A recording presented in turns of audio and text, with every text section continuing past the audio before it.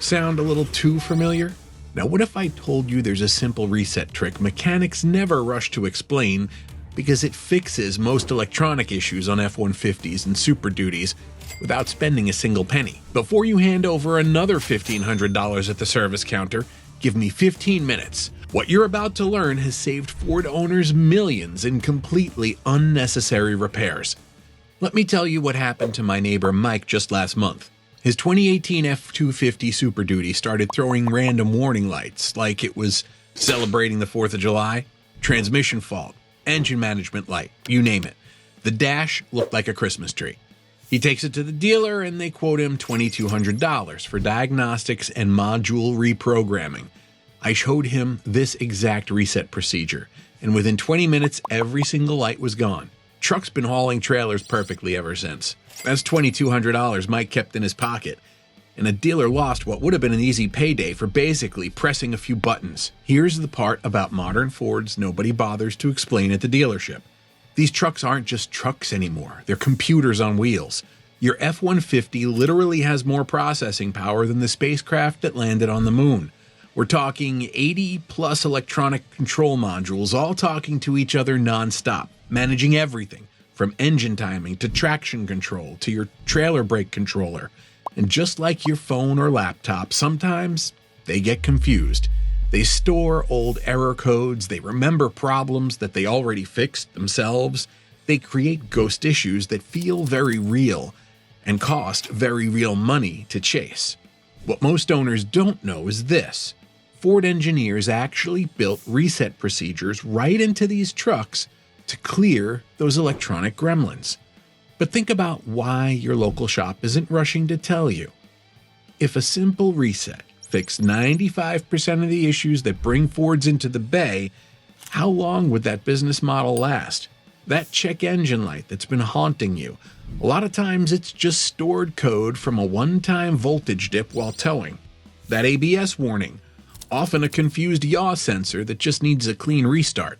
And here's the irony: dealerships charge diagnostic fees to plug in, clear codes, and tell you come back if it happens again. You're literally paying them to do something you can do yourself in your driveway. Before we jump into the actual reset procedures, you need to understand why this stuff works so well. Because once you get that, everything else clicks. Every time you turn the key or hit the start button on your Ford, dozens of control modules wake up at the same time and start talking to each other.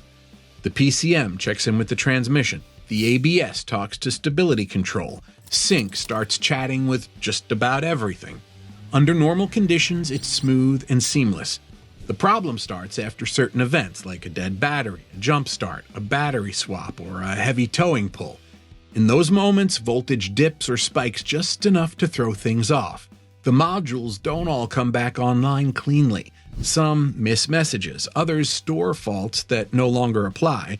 And now you've got warning lights and strange behavior even though nothing is actually broken. Think of it like your laptop freezing.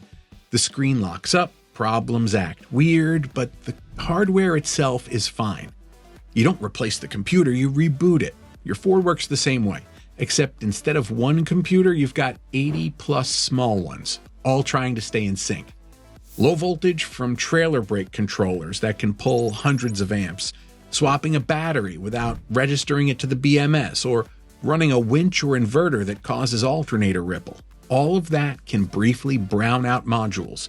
When that happens, adaptive tables get scrambled and communication codes get stored. That's why these reset procedures are so effective.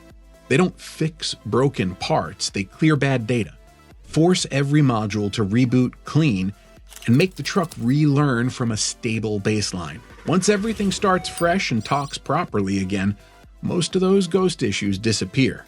Trick number 1 is the full system power reset. This is the nuclear option, the master reset that clears almost everything. And I want you to really understand what's happening here because this is way more than yanking a battery cable.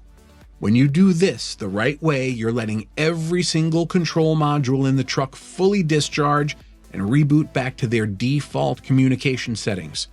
First, park the truck somewhere safe where it can sit undisturbed for at least 45 minutes. Turn off everything, and I mean everything.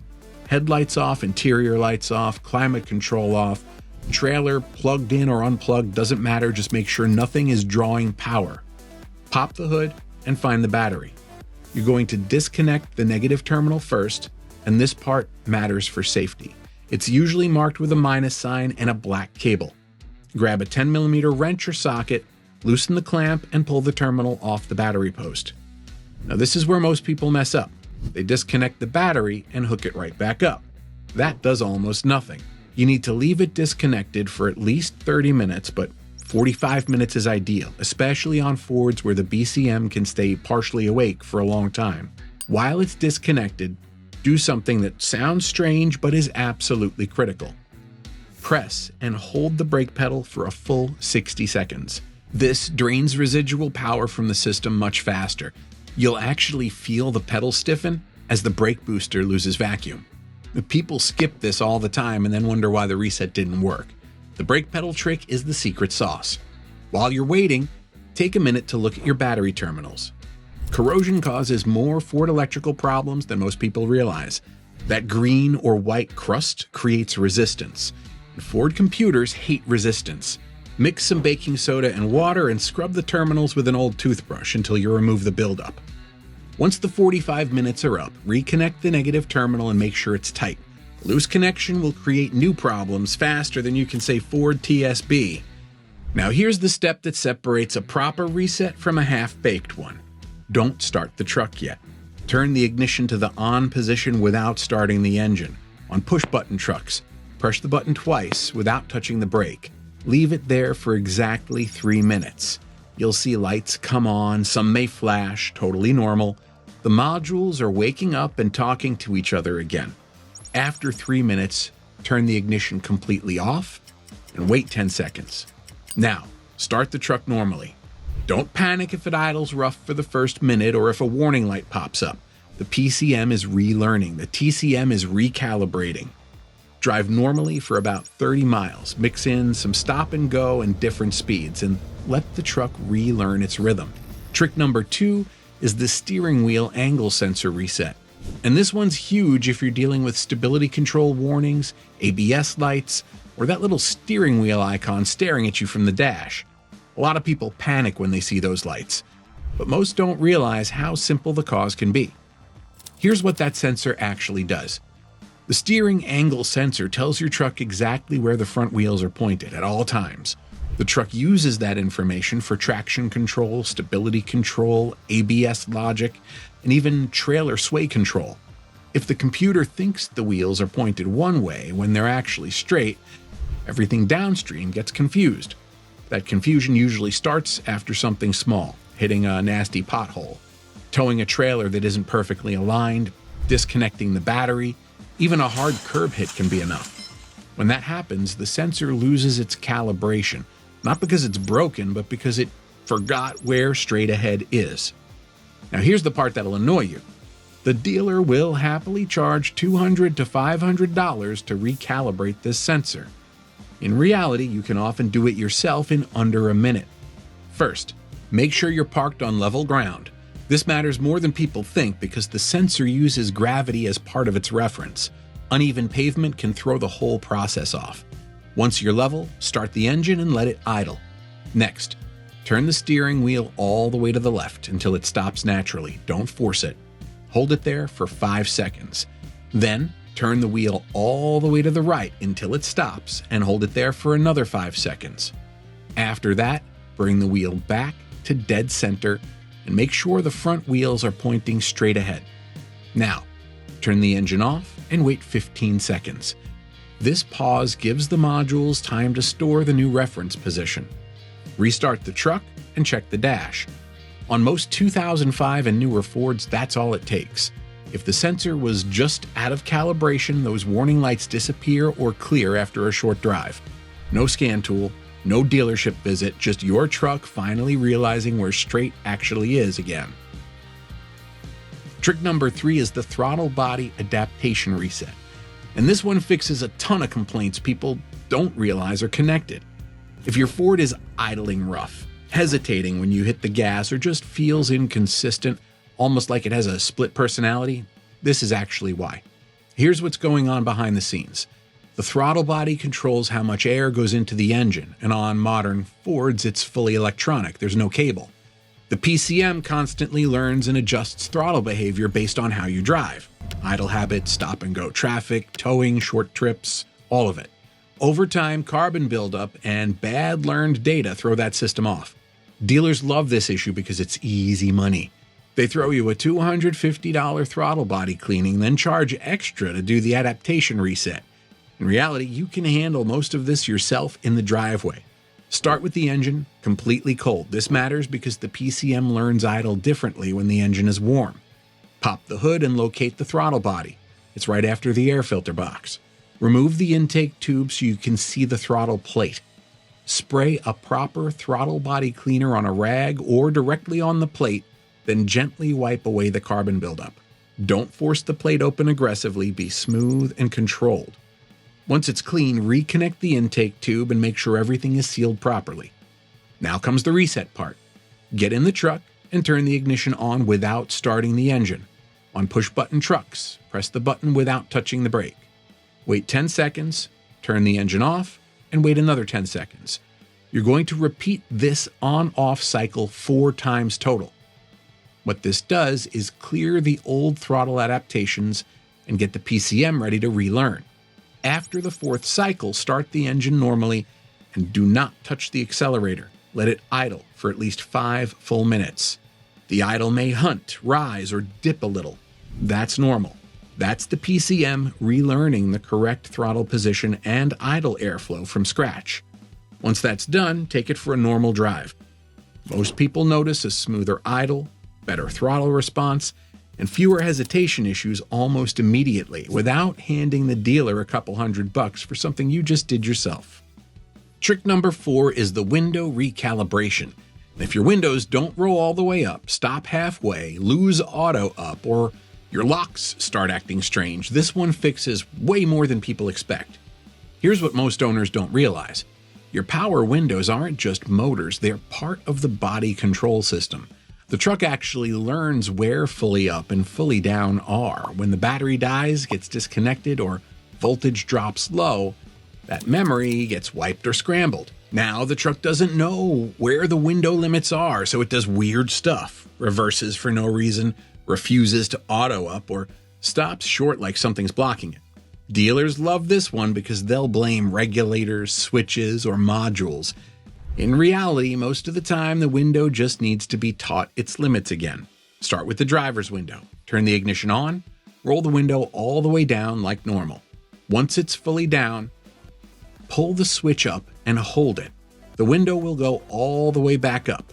You might hear or feel a faint click when it reaches the top. Do not let go. Keep holding the switch for 5 full seconds after the window is completely closed. Now, push the switch down and hold it.